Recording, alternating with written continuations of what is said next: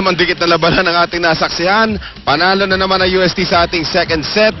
Titignan natin yung mga numero natin. Pati numero, dikit na dikit eh. Yes, makikita actually with the statistics, dun palang kitang-kita mo na how close the fight was. And still, it was UST who dominated in the attacks. Talagang unstoppable ang mga plays na in-execute nitong ating mga Lady Tigers. In terms of services, still sila pa rin ang well, a lot of the service aces na meron ang UST over the second set actually contributed a lot also para makaabante sila sa score.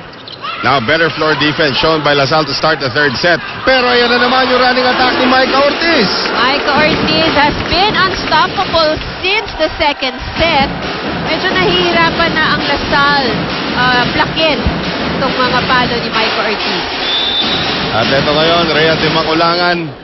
Di na binalik si Lauren Lantin eh. Talagang Di Maculangan all the way na sila. Well, she has been effective and the plays, yung distribution of plays.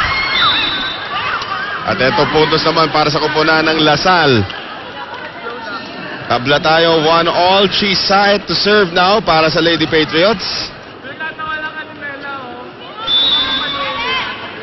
Ito na naman yung... matalim na serve. Oo. Grabe ano? Isa sa mga strongest server actually ito si Chisaet. Tapos pag ikaw nandun sa loob, kasi you know, ako nakakaroon ako ng chance to play against with Chi. Talagang pag ikaw yung nagre-receive ng service niya, hindi mo alam ko talaga kung paano mo re-receivein eh. Di Maculangan on the delay. Yan, delay din tuloy yung tira ni Ortiz. And di man lang umabot sa net. May konting hesitation din naman on her part. Parang hindi siya sigurado, hindi siya sure kung papaluin ba niya, over ba niya. Ito yung magandang simula ngayon para sa LaSalle. They are up 3-1. If it's Fun Family Pizza, it's gotta be Shakey's. Another good serve from Chisaet. Micah Ortiz. Sabi nga natin, hirap na hirap until now ang LaSalle para pigilin itong running attack ni Micah Ortiz. Kahit pumunta nga dyan na pumunta si Rhea Di Maculangan, Micah Ortiz is having a field day ngayon. Kami ako natin kung ilang puntos na si Ortiz. Well, Micah Ortiz now with 9 attack points. So total of 10 with a 1 point from blocking. Paquiles now to Yonko. And here is Maizo. Saet. Back set. Manzano. Miscommunication. Si Aiza sisipahin na sana yung bola. Pwede yun, ha? Pwede ka sumipa ng bola. Pwede yun. It's considered as a touch. Pero nga nakita dati, nakascore, tumama sa balikat niya eh. Umakyat sa net. Umakyat sa net. Oo, tumawid. Good ball yun. Oo. Navidad has been the missing factor here for LaSalle today. Maizo! Very sharp angle. Again, yun yung isa sa mga advantages pag kaliwetik eh. Iba yung angle, pati blocking mo, iba eh.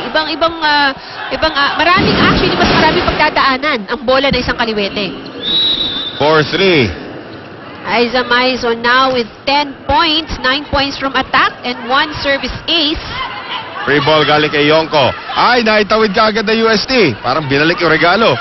At yan, bayad kayo ngayon. Off the block, Yonko, leading scorer so far for LaSalle. 9 points from attack, 2 points from blocking. Yan ang sinasabi. Binigyan na nga ng LaSalle ng regalo UST. Binalik yung regalo. Ay, reject.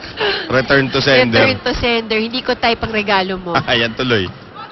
5-3. LaSalle Dasmariñas. Maizo again!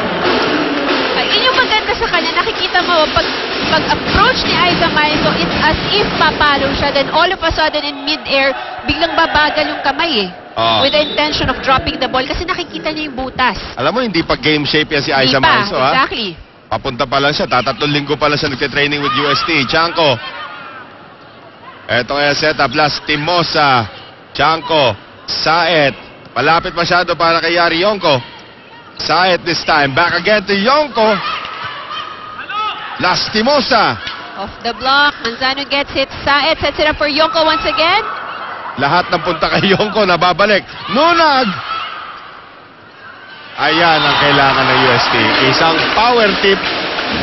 De Leon with a power tip. It was a long rally. Actually, ang palitan, panay drop ball eh. Panay tip eh. But it was yung itong power tip ni Jessie De Leon. Para sinasabi niya, kasi ganito yan. Tapusin na natin. Hindi na palitan ng palitan eh. Ganito kasi yan. O yun, isang tira lang kinailangan ni Aiza Maizo para makakuha ng puntos for UST. Now UST has reclaimed the lead. Aiza Maizo with 2 service aces. And Axel is the official outfitter of the Sheikh East P-League. Maizo once again. Yonko. Behind the line is Manzano. Lastimosa. Napabalik yun galing dito kay Yonko. Jesse De Leon again. De Leon.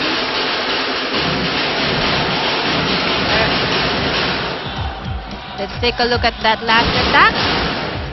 Ano, air apparent ba nila yan para kay Angeli Tabaquero? Pwede, di ba? Pwede. Maizo still at the service line. Oh, poor reception na naman para sa Lasal. Regalo para sa UST. Atake ni De Leon. Sent back by Nunag. Di makulangan. Di natin pwede ulitin yung sinabi niya, no? No, hindi. Baka ma-off-air tayo. 7-6. Lutong pa. Sobrang frustrated kasi Oo siya. naman, But, I mean, you had the right thing in mind. Yan. Ayun. No? So, Pero- nakuha na. Makilis, nandun din kaagad. Di makulangan. Lastimosa, pinakain ang bola kay Nunag. Lastimosa now with 10 points. Timeout. Technical timeout. UST up by 2.